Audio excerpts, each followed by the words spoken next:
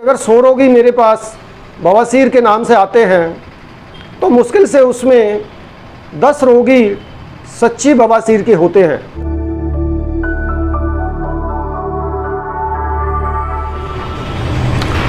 प्यारे दोस्तों, exact Ayurveda channel में एक बार फिर आपका स्वागत है।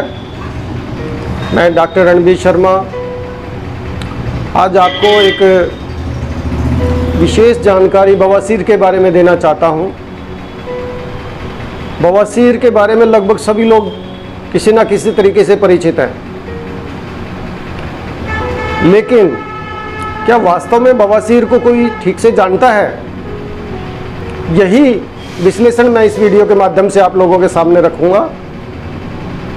मुझे लगभग 27 साल से बवासीर के रोगी देखने का अवसर मिला है और मैंने गंभीर से गंभीर रोगी बवासीर के देखे हैं और उसका बहुत बारीकी से विश्लेषण भी किया है। हर तरीके का मैंने ट्रीटमेंट किया है। मैंने उसमें कार्बोलिक एसिड के इंजेक्शन भी लगाए हैं। मैंने एक रिंग हेमरेक्टमी होती है जो मस्सों को बांध दिया जाता है, बैंड कर दिया जाता है, उससे ट्रीटमेंट भी किए हैं और साथ में दवाइयों से भी ट्रीटमेंट किए हैं।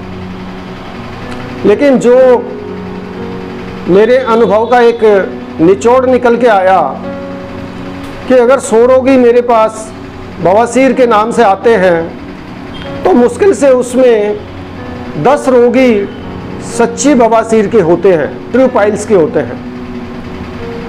उसमें ज़्यादातर रोगी फॉल्स पाइल्स के या फिर फिशर के होते हैं, एनल फिशर के होते हैं, जिसमें गुदा में चीरा लग जाता है और उसकी वजह से रोगी को थोड़ा सा ब्लड आता है और साथ में दर्द होती है। जब शौच रोगी करता है तो उस टाइम उसको भयंकर दर्द कई बार होती है और वो बवासीर के चक्कर में इधर उधर दुनिया भर की दवाइयाँ खाता रहता है, चेकअप भी कराता है। लेकिन बहुत सारे डॉक्टर्स हमारे जो स्पेशलिस्ट हैं वो भी कहीं ना कहीं बवासीर के नाम पे लोगों को मिसगाइड करते हैं।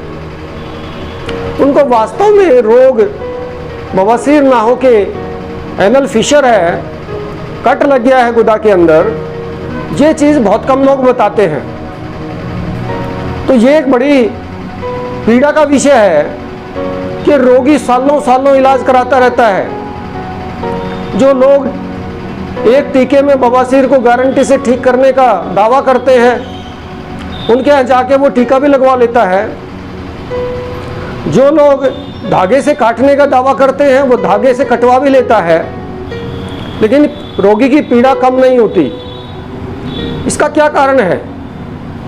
इसका कारण है कि रोग का ठीक से निदान नहीं होता, रोग की ठीक से डायग्नोज नहीं करते डॉक्टर।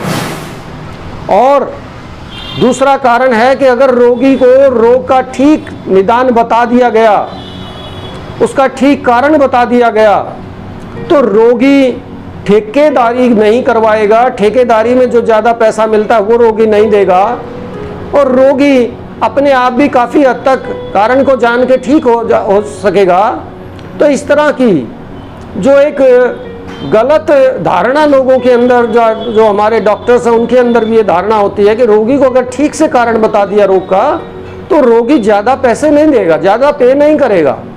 तो इसलिए रोगी को बवासीर के नाम से डरा के उससे कभी इंजेक्शन के नाम से पैसे लिए जाते हैं, कभी ऑपरेशन के नाम से, कभी उसको धागे से काटने के नाम पे, जबकि वास्तव में रोग उसको बवासीर होता ही नहीं है। बवासीर भी अगर होता है तो ज़्यादातर केसेस में मैंने देखा है कि फॉल्स पाइल्स होती है, एक्सटर्नल पाइल्स होती है, जिसमें कुछ भी नहीं होता है। जो हमारी स्किन होती है उसके नीचे जो खून की नली है वो फट जाती है, उससे क्लॉट बन जाता है, थक्का बन जाता है ब्लड का और उससे वहाँ पे गांठ पैदा हो जाती है। और रोगी को क्योंकि लगता है, रोगी को ये लगता है कि गुदा में जो भी कोई परेशानी अगर उसको आई है तो बवासीर है। और वो जब चिकित्सक के पास जाता है तो चिकित्सक भी बिना समय गंवाए और बिना दिमाग लगाए उसको एक ही बात बताता है, तुझे बवासीर होगी है। और वो एक चिकित्सक से दूसरे चिकित्सक तक, एक अस्पताल से दूसरे अस्पताल तक वो घूमता रहता है, कुछ 2 से 5% डॉक्टर्स ऐसे हैं आज भी जो ह्यूमैनिटी का पालन करते हैं और ठीक से रोगी को समझाते हैं और ठीक से उसका कारण बताते हैं और रोगी ठीक से उसका इलाज कर पाता है।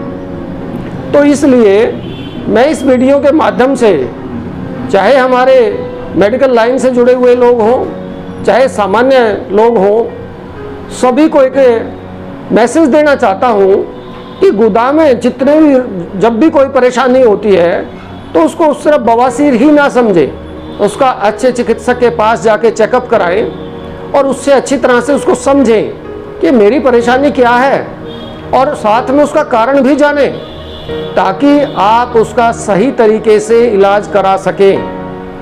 खाली बवासीर के चक्कर में ज़्यादा कई बार बीमारियां बढ़ जाती हैं। एनल फिशर जो होता है उसमें अगर बवासीर का इलाज करते रहेंगे तो उसमें इन्फेक्शन होकर कई बार फिस्चुला बन जाता, भगंदर बन जाता है और वो बड़ा ही हट्ठी रोग होता है, बड़ा जिद्दी रोग होता है। उसको दवाइयों से ठीक करना बहुत मुश्किल होता है और इवन ऑपरेशन के बावजूद वो रोग बार बार हो जाता है। तो इसलिए इन चीज़ों से बचने के लिए, इस कॉम्प्लिकेशन से बचने के लिए सबसे पहले जब भी कभी गुदा में किसी तरह की भी कोई परेशानी है, किसी को भी महसूस हो, तो अच्छे चिकित्सक के पास जाएं, अपना चेकअप कराएं और उससे विस्तार पूर्वक जानकारी लें कि मेरा रोग वास्तव में क्या है। वास्तव में बवासीर है तो कौन सी बवासीर है, कौन सी स्टेज है, किस कारण से हुई है, और बवासीर अगर नहीं है, मान लो फिशर है, एनल फिशर है, तो वो किस कारण से हुआ है और वो कितना है। तो इस चीज़ को अच्छे से समझें, उसके बाद ही चिकित्सा कराएं, इससे पहले चिकित्सा ना कराएं।